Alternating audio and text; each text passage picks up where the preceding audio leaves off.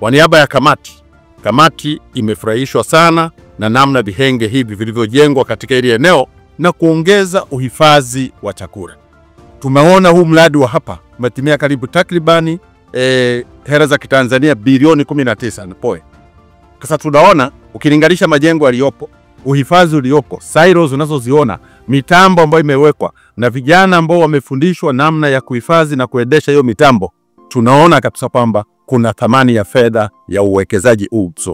Na hii itaisaidia taifa kuhakikisha kwamba kwa kweli tunahifadhi chakula vizuri, kwa sababu tumekuwa tukipata hasara kubwa sana ambayo tunapata kutokana na mavuno baada ya hasara ambayo inatokana wakati wa kuvuna, yani post harvest losses. Sasa itapungua, tutahifadhi chakula, tutakuwa na uhakika kwamba kukiwa na emergency tutakuwa na uwezo wa kupata chakula cha kuweza kuhudumia na kudili na masuala ya majanga.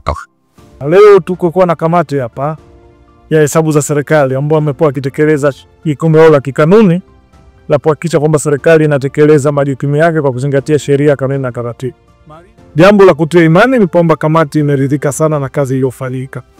Na ni shukrani zangu kwa Mheshimiwa Samia Suluhu Hassan, Rais wa Jamhuri ya Muungano wa Tanzania. Alipoingia miradi hii karibu yote ilikuwa imekwama. Tunaanza na miradi hii mitatu. Tayari sasa hivi leo tumeshuhudia tunaongeza tani 45 ambazo hizi ni tani za nyongeza kwenye kanda hii.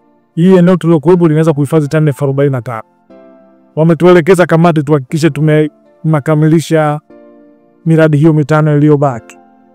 Kama tumeweza hii mitatu, naamini kabisa kwa usimamizi wa Mheshimiwa Rais na timu ya serikali ambayo tunashirikiana nayo, tuko kwenye mazungumzo na wenzetu wa Poland, na tunategemea ndani ya miaka miwili kutoka sasa miradi hiyo yote itakuwa imekamilika. Malengo ya serikali, malengo ya Mheshimiwa Rais ni kuhakikisha kufikia mwaka 2030 tunahifadhi ya tani milioni 3 ili tutosheleze sisi wenyewe kwa ajili ya chakula, lakini pia tutosheleze kwa ajili ya kufanya biashara. Tunataka nini sasa? Malengo ya muda wakati ni kufikia tani milioni 1.5 kufikia mwaka 2028 na milioni 3 itakapofika mwaka 2030. Tayari serikali imeendelea kuwekeza.